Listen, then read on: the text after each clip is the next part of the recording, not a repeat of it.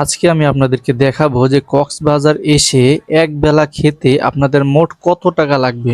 অনেকেরই এই কৌতূহল থাকে বা যারা কক্সবাজার যাবেন ভাবছেন তারাও ভাবেন যে সেখানে গেলে এক বেলা খেতে আমার কত টাকা লাগবে। তো এই নিয়ে থাকছে আজকের বিস্তারিত ভিডিও। তো এটা হচ্ছে লাবণী পয়েন্ট, মানে লাবণী বিচের রাস্তার পাশে একটি হোটেল। তো সেই হোটেলে আমি আসলাম।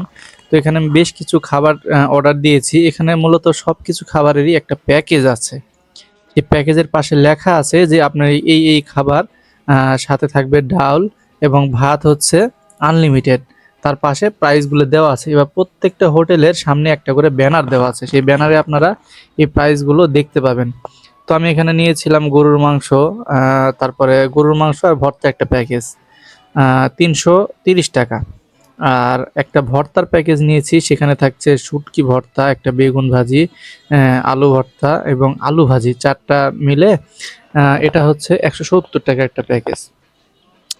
আর ডাউল, ভাত আরও এক্সট্রা যদি আপনি প্যাকেজের পাশাপাশি যদি কিছু চান নিতে পারবেন। তো সব মিলিয়ে ২ জন আমরা খেয়েছি দুপুরবেলা। আমাদের মোট বিল এসেছে পানি সহ ৫৩০ টাকা।